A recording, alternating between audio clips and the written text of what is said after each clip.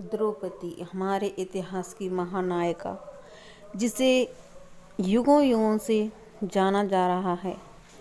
द्रौपदी एक ऐसी औरत थी जिन्होंने महाभारत की रचना करवाई और अन्याय पर न्याय की जीत को तय किया। उन्होंने ही नारी जाति को ये संदेश दिया कि नारी चाहे तो महाभारत जैसा युद्ध भी करवा सकती है। अपने स्वाभिमान के लिए वो कुछ भी कर सकती है। ये प्रेरणा, ये शिक्षा हमारी नारी जाति को द्रौपदी द्वारा ही मिली है। क्योंकि जब द्रौपदी का चीरहरण हुआ, उनका स्वाभिमान पर आँच आई। वो एक देश नहीं बल्कि पूरे महाद्वीप, एशिया महाद्वीप की पटरानी महारानी थी।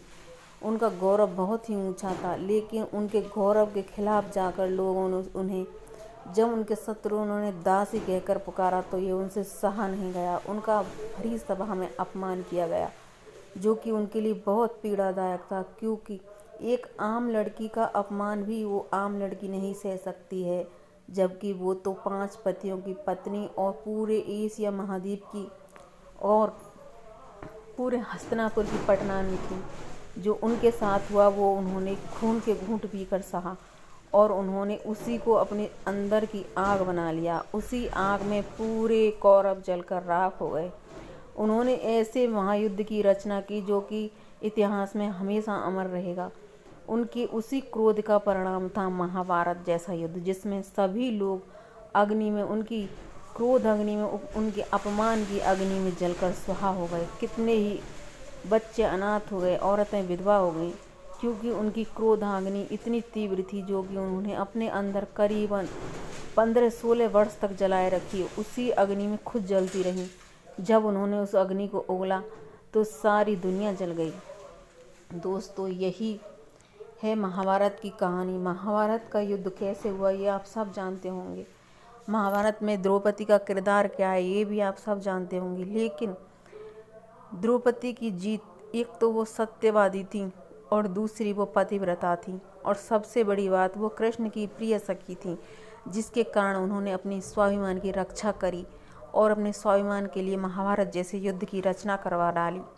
उन्होंने एक बार कृष्ण से आंसुओं से भरे हुए आँखों से कहा, हे कृष्ण, हे प्रिय सखा, क्या मैं हमेशा इस अपमान की अग्नि में जलती रहूँगी? क्या मेरे ये दिल में जो अपमान की अग्नि है ये कभी ख़त्म नहीं होगी?